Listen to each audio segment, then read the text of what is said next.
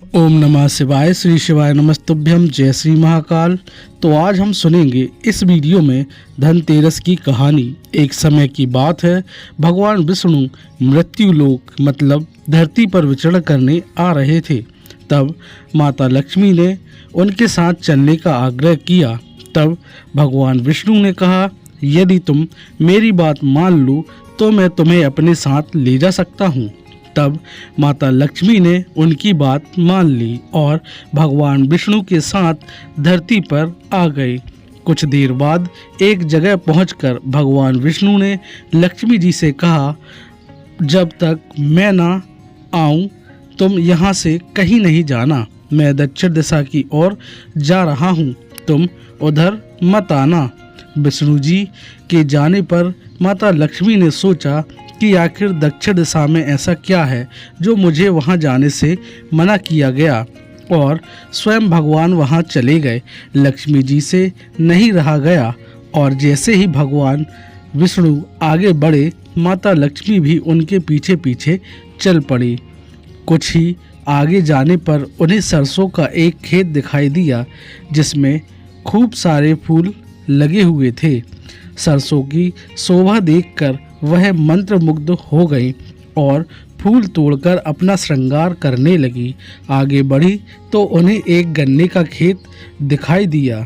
लक्ष्मी जी ने गन्ने तोड़े और उनका रस चूसने लगी। इसी क्षण भगवान विष्णु वहां आ गए और उन्होंने लक्ष्मी जी को देखकर उनसे नाराज होकर उन्हें श्राप दे दिया कि मैंने इधर आने से मना किया था पर तुम नहीं मानी और किसान की चोरी का अपराध कर बैठी।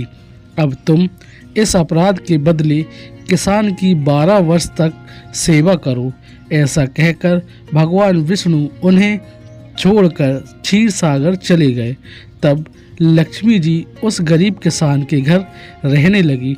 एक दिन लक्ष्मी जी ने उस किसान की पत्नी से कहा कि तुम स्नान करके सबसे पहले मेरी बनाई गई इस देवी लक्ष्मी की मूर्ति का पूजन करो और फिर रसोई बनाना। तुम इनसे जो भी मांगोगी वो तुम्हें मिल जाएगा। किसान की पत्नी ने ऐसा ही किया। पूजा के प्रभाव और लक्ष्मी जी की कृपा से किसान का घर दूसरे ही दिन से अन्न धन रत्न स्वर्ण आदि से भर गया। माता लक्ष्मी ने किसान को धन धान्य से पूर्ण कर दिया। किसान के 12 वर्ष बड़े आनंद से कट गए। फिर 12 वर्ष बाद माता लक्ष्मी जी जाने को तैयार हुई। विष्णु जी लक्ष्मी जी को लेने आए तो किसान ने उन्हें भेजने से इनकार कर दिया। तब भगवान ने किसान से कहा, इन्हें कौन जाने देता है? यह तो चंचला है, कहीं भी नहीं ठहरती। इनको बड़े बड़े नहीं रोक सके। इनको मेरा श्राप था, इसलिए 12 वर्ष से तुम्हारी सेवा कर रही थी। तुम्हारी 12 वर्ष की सेवा का समय पूर्ण हो चुका है। किसान हठपूर्वक बोला, नहीं, मैं माँ लक्ष्मी को नहीं जाने दूंगा। तब माँ लक्ष्मी ने कहा, हे किसान, तुम मुझे रोकना चाहते हो तो जैसा मैं कहूँ वैसा ही कर लेना। कल धनतेरस है, तुम घर को लीप पोत कर स्वच्छ कर लेना। रात्रि में घी का दीपक जलाकर रखना और शाम के समय मेरा पूजन करना। एक तांबे के कलश में रुपया भर कर मेरे लिए रखना। मैं उस कलश में निवास करूंगी, किंतु पूजा के समय मैं तुम्हें दिखाई नहीं दूंगी। इस एक दिन की पूजा से पूरे वर्ष तुम्हारे घर से मैं नहीं जाऊंगी। यह कहकर वह दीपों के प्रकाश के साथ 10 दिशाओं में फैल गई।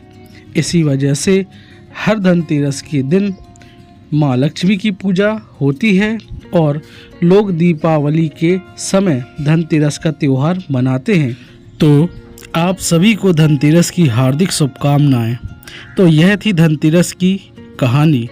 तो आपको यह कहानी कैसी लगी कृपया कमेंट करके ज़रूर बताएं। और आपसे एक निवेदन है, यदि आप हमारे चैनल पर नए हैं तो कृपया चैनल को सब्सक्राइब कर लें।